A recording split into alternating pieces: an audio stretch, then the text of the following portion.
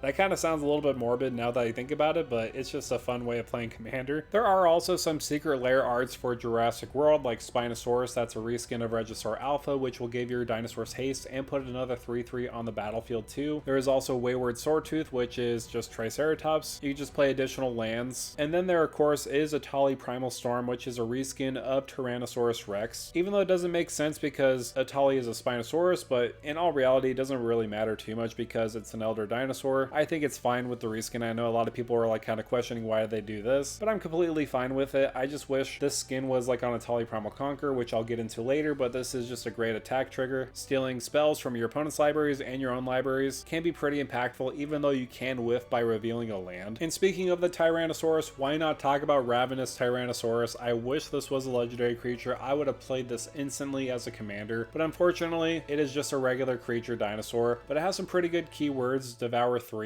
and whenever it attacks, it deals damage equal to its power up to one other target creature. Excess damage is dealt to that creature's controller instead. This is pretty impactful because sometimes we're making more dinosaur tokens on the battlefield with some token generators. We could just sacrifice those and really any other dinosaurs we control. And if we have a haste outlet like Regisaur Alpha on the battlefield, now we're really cooking. Let's just say we sacrifice 4 dinosaurs to this. We get to put 12 1/1 counters on this, making it an 18/18. And if we swing in and if we hit a 1/1, we get a direct 17 damage to an opponent's face. I've done that before, that's why I mentioned specifically 4, and that's helped me win a game 1 time. So I already have a lot of great memories with this, even though it's been in Commander for about a couple years now. I think 2 years-ish or 1.5, I'm not sure. Either way, whether you want to call it Roberta or Rexy, the T-Rex from the movie, this has significantly impacted my life essentially because when I saw the scene as a kid, I immediately fell in love with T-Rexes and other dinosaurs too, and I really couldn't shake off that childhood addiction of loving dinosaurs, mainly because of Jurassic Park, and that's why I wanted to make this video specifically, because of the impact that Jurassic Park had in my own personal life. However, I saved the best for last. What are the best dinosaurs in this deck? I focus more on dinosaurs that have great ETBs over some that have enrage abilities. Going small with Pantlaza Sunfavored. This is a great dinosaur because you get to discover whenever it or another dinosaur enters the battlefield based off of its toughness. This is quite impactful, especially off of a Gishath trigger. Another crazy dinosaur in this deck would be Etali Primal Conqueror. I already mentioned this one. It has a great ETB of stealing our opponent's spells and our own spells, but unlike the other previous one, you can't whiff off of lands. And then if you decide, hey, I'm just gonna flip it into Etali Primal Sickness, you just have a Blightsteel Colossus that you could swing in with and potentially wipe out somebody in the game. Another wonderful dinosaur in this list would be Galta's Stampede Tyrant, and let me tell you, this is essentially like another Gishath, but instead of on top of your library, you're cheating things directly onto the battlefield, which can be pretty significant because if you have a handful of dinosaurs that you didn't put on top of your library with like top deck manipulation, well, it's going to be a lot more difficult to cast them unless you put a Galta Stampede Tyrant onto the battlefield and cheating them in for free essentially. Another powerful addition that is quite new from Outlaws of Thunder Junction is Vaultborn Tyrant, and I can't tell you how much I love this card. This is probably one of the more impactful cards in this list. Whenever it or another creature with power 4 or greater enters the battlefield under your control, you gain 3 life and draw a card. Just like the Great Henge, this is going to gain you life and draw you cards, especially if you swing in with Gishath and put a lot of dinosaurs on the battlefield. This is just chef's kiss. And I like this also because you could use it with like Greater Good, because when it dies, if it's not a token, create a token that's a copy of it, except it's an artifact in addition to its other types. So this is very useful in that situation where we have a Greater Good and somebody tries to exile Vaultborn Tyrant. We could just sacrifice it to Greater Good, draw 6 cards, discard 3 cards, and then have another token copy of it enter the battlefield. But if I had to give a word to the best dinosaur in the deck, it would be easily Zacama Primal Calamity. This one not only gives you the cool factor of being a 3-headed T-Rex, this does give you 3 different abilities. By paying into those mana costs, you could gain life, destroy target artifacts or enchantments, or deal damage to your opponent's creatures. Of course, the more mana you have, the more of those options you can utilize, and if you cast this, you can untap all your lands you control. This won't necessarily work off of a Gishath trigger if you cheat it onto the battlefield because it is a cast trigger, but again, I think the cost of this being removal and life gain outweighs that negative. Plus, it is a 9/9 after all, with Vigilance, Reach, and Trample. This just has a lot of keywords that make it one of the best dinosaurs you could play. So those are the dinosaurs I wanted to talk about, the utility dinosaurs, the dinosaurs from Jurassic Park, and of course the best dinosaurs. But now I wanted to move on to some win cons. This one is not going to take too long. However, I wanted to emphasize these because Gishath can't be a win con yourself, but if it gets removed enough times, it might be hard to win the game and even come back from that commander tax. So here are some options you may want to consider. And the first one up is more of a pet card of mine, and that's Duelist Heritage. I know this one is not the most optimal card, but I like this because you could use this against your opponent's creatures and with your own creatures. Whenever one or more creatures attack, you may have target attacking creature gain double strike until end of turn. This is great because of course with Gishath, if we swing with it, we could just give it double strike. However, on the flip side, if somebody has a big creature swinging at another opponent, we could just say, hey, I like that damage, let's just double it and give it to the next person. And you could also use this politically too. There are many situations where I have this on the battlefield and someone will try to swing at me, but I talk them down saying, hey, I have a Duelist Heritage, I could give it double strike if you swing it at another person, and they're like, oh yeah, sure, I'll just get 2 Ragavan triggers, which in turn that doesn't seem too great, but trust me, I would rather not take the damage in that instance, or really in any other instance. If somebody's swinging with even a bigger creature, I want to incentivize them to swing at another person because they want to get double strike on that creature. So there is that. Speaking of double strike, let's talk about Savage Beating. I don't have too much extra combat cards in this list besides Savage Beating because this one really just does the job pretty well. You can entwine it so that you can gain both abilities of creatures you control gain double strike until end of turn and untap all creatures you control. After this phase, there is an additional combat phase. So in total, if you swing at somebody uncontested with Gishath, you get a look at 28 cards deep and put dinosaurs on your side of the battlefield.